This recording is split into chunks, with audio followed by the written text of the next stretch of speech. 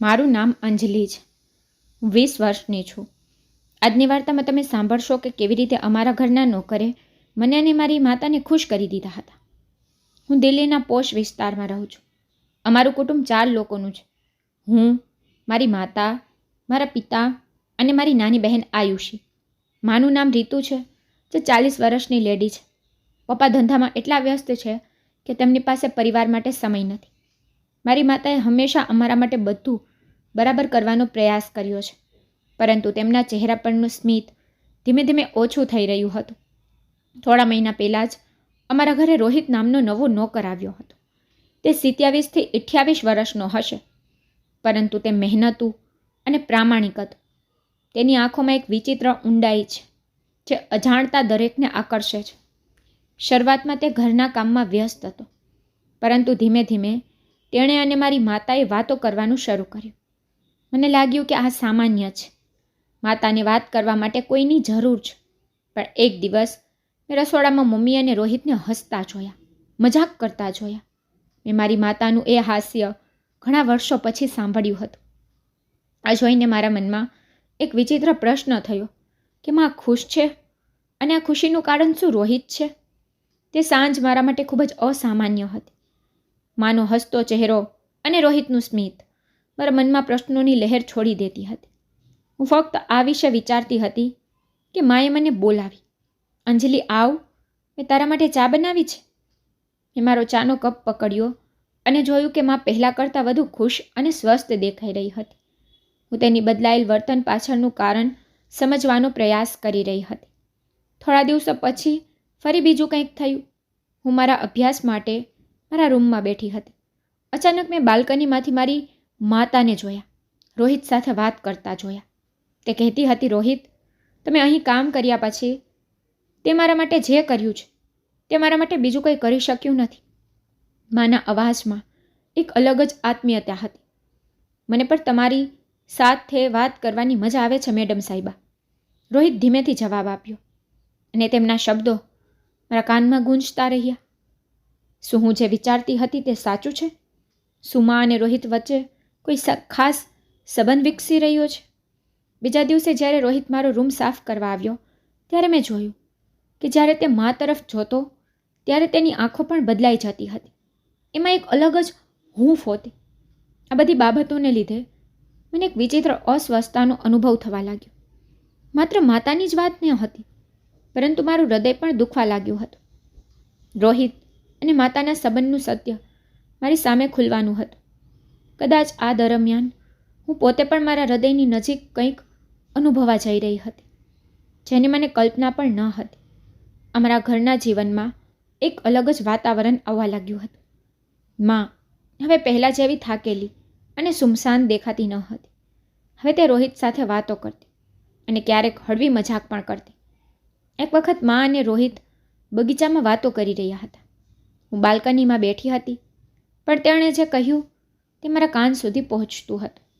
રોહિત, શું તમને ક્યારેય લાગ્યું છે કે તમારા જીવનમાં પણ કોઈ ખાસ સંબંધ હોઈ શકે છે? માતાના અવાજમાં અસંખ્ય દર્દ હતું. આવું તો મેં ક્યારેય વિચાર્યું નહોતું મેમ સાહેબ, પણ તમારી સાથે વાત કર્યા પછી લાગે છે કે વ્યક્તિના હૃદયમાં જગ્યા હોવી જોઈએ, રોહિતે જવાબ આપ્યો. તેમના શબ્દોમાં કંઈક હતું જે મને ઊંડે સુધી સ્પર્શી ગયું. મારી માતાને જોઈને મને સમજાયું કે વાસ્તવમાં મારી માતા પત્ની કે માં કે ગૃહિણી નથી, પણ તે પણ એક માનવી હતી, જેમનામાં પ્રેમ, સ્નેહ અને શાંતિની જરૂર હતી. પણ મારી બેચેની વધી ગઈ હતી. એક સાંજે હું મારા રૂમની બહાર આવી તો જોયું કે રોહિતને માં ભોજન પીરસતી વખતે કહેતી હતી કે તમે આખો દિવસ આટલું કામ કરો છો, થોડું ધ્યાન રાખો. રોહિતે માથું નમાવી આભાર માન્યો. પછી એક દિવસ મેં મારી માને પૂછ્યું, માં, તમે ખુશ છો? તેણે મારી તરફ જોયું અને હસી. ખબર નથી અંજલિ, જ્યારે હું રોહિત સાથે વાત કરું છું ત્યારે એવું લાગે છે કે જાણે હું ફરીથી જીવિત થઈ ગઈ છું. તેની વાત સાંભળીને હું ચૂપ રહી. મારી માતાને ખુશ જોઈને મારા માટે દિલાસો હતો, પણ મારા હૃદયમાં એક અજાણ્યો ભય પણ બેઠો હતો. આગામી થોડા દિવસોમાં રોહિત સાથે મારી થોડી મુલાકાતો થઈ. તે ખૂબ જ સરળ પરંતુ ઊંડાઈથી ભરપૂર માણસ હતો. આંખોમાં એક વિચિત્ર જાદુ હતો જે મારા હૃદયને આઘાતમાં મેકી રહ્યો હતો. એક દિવસ તે મારા રૂમમાં કેટલીક વસ્તુઓ રાખવા આવ્યો. મેં તેને કહ્યું, રોહિત, તમે ક્યારેય તમારા વિશે કશું કહ્યું નથી. તમારું જીવન કેવું ચાલી રહ્યું છે? તે થોડીવાર મૌન રહ્યો અને પછી બોલ્યો, મેમ સાહેબ, મારું જીવન બહુ સાદું છે, પણ અહીં આવીને મને પહેલીવાર લાગ્યું કે મારે પણ કોઈની કાળજી લેવી જોઈએ. આ સાંભળીને મારું હૃદય ધડકવા લાગ્યું. મેં તરત જ મારી જાત પર કાબૂ રાખ્યો અને કહ્યું, તમે સારા વ્યક્તિ છો રોહિત. તેને માથું નમાવ્યું અને ચાલ્યો ગયો. પણ હું ત્યાં જ ઊભી રહી. મારા માટે આ નવી શરૂઆત હતી, પણ હું મારી માતા અને રોહિતના સંબંધ વચ્ચે ક્યાં ઊભી હતી? પછી જેમ જેમ દિવસો વીતતા ગયા તેમ તેમ તેમના વચ્ચેનું હાસ્ય અને મજાક, એકબીજા પ્રત્યેની તેમની વાતચીત અને ચિંતા હવે ખુલ્લેઆમ દેખાતી હતી. પણ આ બધું મારા માટે એટલું જ મૂંઝવણ ભર્યું હતું, કારણ કે માની ખુશી જોઈને હું ખુશ પણ હતી અને અંદરથી ભાંગી પડતી પણ હતી. એક દિવસ પપ્પા અચાનક ઘરે વહેલા આવ્યા. તેની આંખોમાં થાક સ્પષ્ટ દેખાઈ રહ્યો હતો, પરંતુ તેને મારા તરફ કોઈ ધ્યાન આપ્યું ન હતું. એ જ જૂની વાત હતી.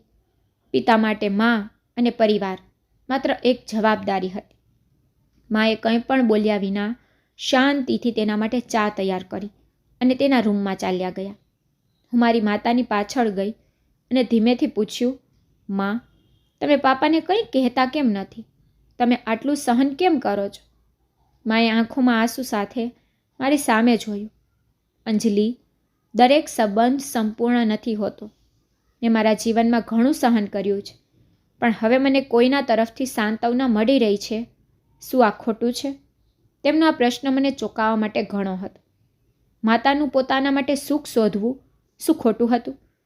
થોડા દિવસો પછી મેં રોહિતને કેટલીક વસ્તુઓ લઈને ઘરની બહાર જતા જોયો.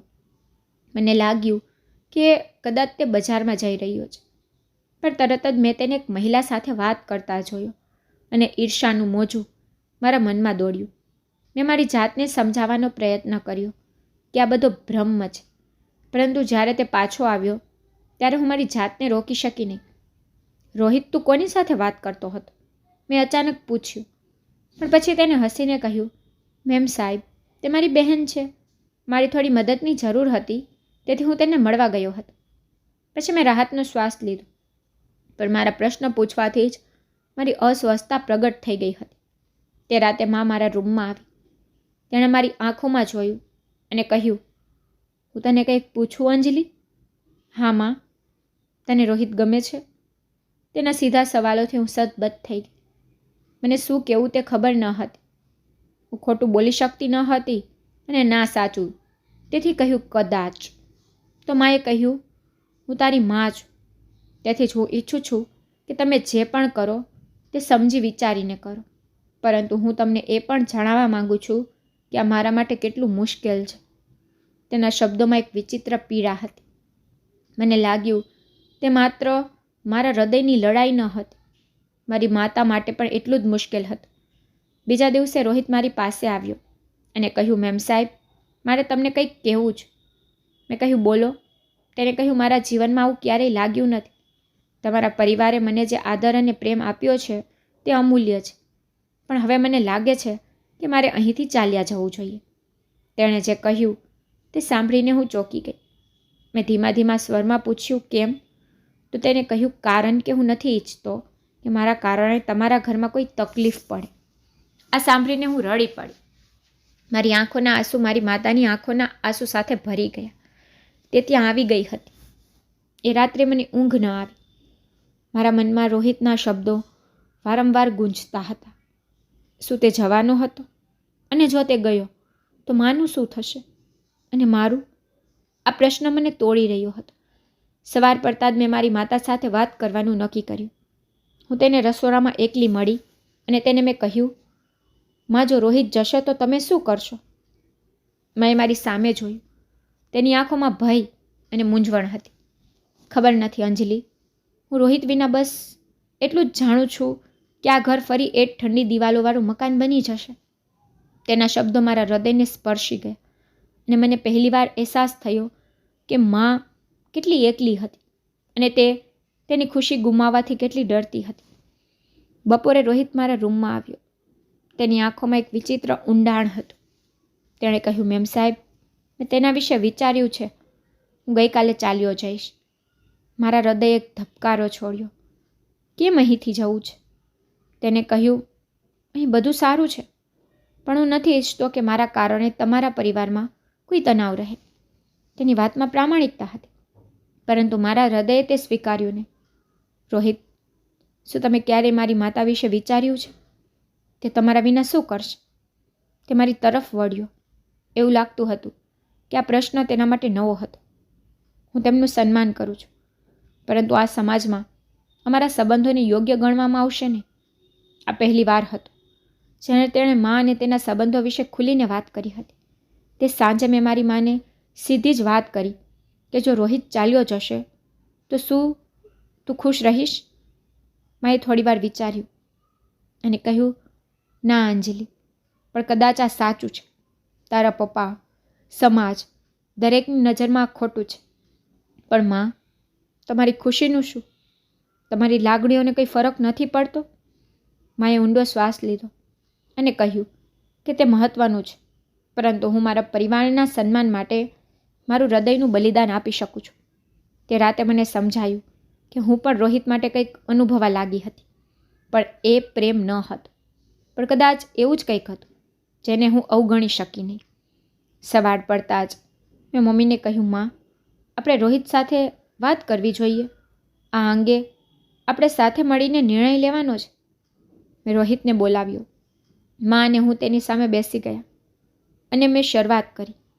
રોહિત, માતા અને મેં નક્કી કર્યું છે કે આપણે આ મામલાનો ઉકેલવો પડશે.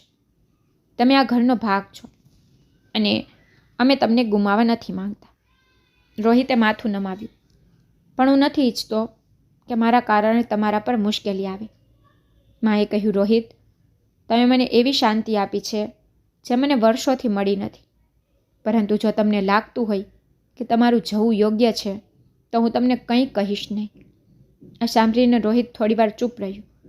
પછી તેને કહ્યું, જો તમે બંને મને રહેવા દેવા માંગતા હો તો હું રહીશ. હું તમારા નિર્ણયનું સન્માન કરવા માંગુ છું. તે દિવસ પછી બધું બદલાવા લાગ્યું. માએ તેના હૃદયને અનુસરવાનું અને મેં મારી લાગણીઓને દબાવવાનું નક્કી કર્યું. તે દિવસ પછી ઘરનું વાતાવરણ વિચિત્ર બન્યું. મા અને રોહિત વચ્ચેનો સંબંધ હવે પહેલાં જેવો રહ્યો ન હતો. દરેક વખતે મા તેને જોઈને ઝીઝકવા લાગી અને રોહિત પણ રસોડામાં અને બગીચામાં તેનો સમય વિતાવા લાગ્યો, જેથી કોઈને કોઈ ગેરસમજ ન થાય. મેં મારી જાતને તેનાથી દૂર રાખી, પણ દર વખતે તેની આંખોમાં દર્દ જોવું મારા માટે સહેલું ન હતું. થોડા દિવસો પછી પિતાએ અચાનક માને પૂછ્યું, રોહિત આ ઘરમાં વધુ સમય કેમ વિતાવે છે? હું જોઉં છું કે તે તમારી આસપાસ જ રહે છે. માએ તરત જ જવાબ આપ્યો, તે અમારા ઘરનું બધું કામ કરે છે. અને તમે ઘરે ક્યાં હો છો? પપ્પા કશું બોલ્યા નહીં, પણ તેના ચહેરા પર ચિંતા સ્પષ્ટ દેખાતી હતી. પપ્પાના આ શકે ઘરનું વાતાવરણ વધુ તણાવપૂર્ણ બનાવી દીધું હતું. મા અને રોહિત હવે એકબીજા સાથે વાત કરીને પણ ખતરો અનુભવતા હતા. રોહિતે મારી સાથેની વાતચીત પણ ઓછી કરી. જ્યાં પહેલાં તે દરેક નાની નાની વાત મારી સાથે શેર કરતો હતો, હવે તે માત્ર ઔપચારિક વાતો જ કરતો રહેતો હતો. એક સાંજે મેં તેને બગીચામાં એકલો જોયો. મેં કહ્યું, રોહિત, તું મારાથી દૂર કેમ જાય છે? મેં પૂછ્યું તો તે મારી સામે જોતો રહ્યો. પછી તેને કહ્યું, એવું કંઈ નથી. હું તમને અને તમારી માતા માટે બધું મુશ્કેલીમાં વધારો કરવા માંગતો નથી. મારી મિત્રતા પણ તમારા માટે મુશ્કેલ છે. મેં નીચા અવાજે પૂછ્યું. તેને એક શ્વાસ લીધો અને કહ્યું, પણ મારા કારણે તમને કોઈ પણ પ્રકારની તકલીફ થશે તો હું મારી જાતને ક્યારેય માફ નહીં કરી શકું. એક રાત્રે માએ મને બોલાવી અને કહ્યું, અંજલિ, મેં એક ફેસલો લીધો છે. રોહિતને જવા દેવો પડશે. તમારા પપ્પાને શંકા થઈ રહી છે અને જો આ બહાર આવશે તો અમારી ઇજ્જત દાવ પર લાગી જશે. માની વાત સાંભળીને મેં વિરોધ કર્યો, પણ માં, તમે પોતે જ કહ્યું હતું કે રોહિતે તમને શાંતિ આપી છે? શું તમે ફરીથી તમારી ખુશી સાથે સમાધાન કરવો છો? માએ મારી સામે જોઈ. તેની આંખો આંસુઓથી ભરેલી હતી. તે મારું ભાગ્ય છે અંજલિ, બીજું શું કરી શકાય? બીજા દિવસે મેં રોહિતને વાત કરી કે તમે અહીંથી જતા રહો, એ જ સારું રહેશે. હું નથી ઈચ્છતી કે અમારા કારણે તમારું જીવન બગડે. તે કંઈ બોલ્યો નહીં, પણ તેની આંખોમાં તેની પીડા સ્પષ્ટ દેખાઈ રહી હતી. તેણે માથું નમાવી કહ્યું, હું તમારી વાત સાથે સંમત છું. પછી એ રાત્રે મેં રોહિતને પેકિંગ કરતો જોયો. મારી અંદર એક વિચિત્ર હલચલ હતી. હું તેની પાસે ગઈ અને કહ્યું, રોહિત, જો તમે આ ઘર છોડશો તો ક્યારેય પહેલાં જેવું નહીં રહે. તે હસ્યો, પણ તેના સ્મિતમાં દર્દ છુપાયેલું હતું. તેને કહ્યું, મેડમ, કેટલાક નિર્ણયો દિલથી નહીં પણ દિમાગથી લેવામાં આવ્યા છે. આ પણ આવો જ એક નિર્ણય છે. બીજા દિવસે રોહિત ઘરની બહાર નીકળી ગયો. માએ પોતાની લાગણી છુપાવવાનો પૂરો પ્રયાસ કર્યો, પરંતુ તેના ચહેરા પર ઉદાસી સ્પષ્ટ દેખાતી હતી. હું જાણતી હતી કે આ અંત નથી, આ માત્ર એક નવા અધ્યાયની શરૂઆત માટેની તૈયારી હતી. રોહિતના ગયા પછી ઘરમાં શાંતિ છવાઈ ગઈ. મા પોતાને કામમાં વ્યસ્ત રાખતા, પરંતુ તેના ચહેરા પરની ઉદાસી કોઈ છુપાવી શક્યું નથી. પપ્પાએ પણ આ ફેરફારની નોંધ લીધી, પણ કંઈ બોલ્યા નહીં. કદાચ તેઓએ ધાર્યું હતું કે બધું સામાન્ય થઈ ગયું છે. મારું મન હજુ અશાંત હતું. મને લાગતું હતું કે રોહિતના ગયા પછી બધું સારું થઈ જશે, પણ એવું ન થયું. તેની ગેરહાજરીમાં ઘરની દિવાલો ઠંડી પડી ગઈ હતી. હવે મા મૌન રહેવા લાગી. એક રાત્રે મેં માને રડતી જોઈ. પ્રથમ વખત હતું જ્યારે તેણે પોતાને આટલું સંવેદનશીલ બનાવી દીધું. હું તેની પાસે ગઈ અને પૂછ્યું, મા, તમે ઠીક છો? તેણે પોતાના આંસુને કાબૂમાં રાખવાની કોશિશ કરી, પણ તે કહેવા લાગી, અંજલિ, મેં ક્યારેય આ વિશે વિચાર્યું નથી કે હું મારા હૃદયને અનુસરવાની હિંમત એકત્ર કરી શકીશ. પરંતુ જ્યારે મેં કર્યું ત્યારે સમાજ અને સંબંધોએ મને પાછી ખેંચી લીધી. કદાચ તે મારી ભૂલ છે. તેમના આ શબ્દોએ મને હલાવી નાખી. માએ જીવનભર બીજાના સુખને જ મહત્ત્વ આપ્યું. હવે જ્યારે તેઓએ તેમની ખુશી પસંદ કરી ત્યારે તેઓને તેનું બલિદાન આપવાની ફરજ પડી હતી. આ દરમિયાન પિતાએ માતાના વર્તનમાં ફેરફાર જોયો. એક દિવસ તેણે મને કહ્યું, અંજલિ, તારી માં સારી હોય એવું લાગતું નથી. શું તમે જાણો છો કે તેમના મનમાં શું ચાલી રહ્યું છે? થોડીવાર માટે હું મૌન બની ગઈ. શું પાપા ખરેખર મને સમજાવવાનો પ્રયત્ન કરી રહ્યા હતા કે શું તે માત્ર ઔપચારિકતા હતી?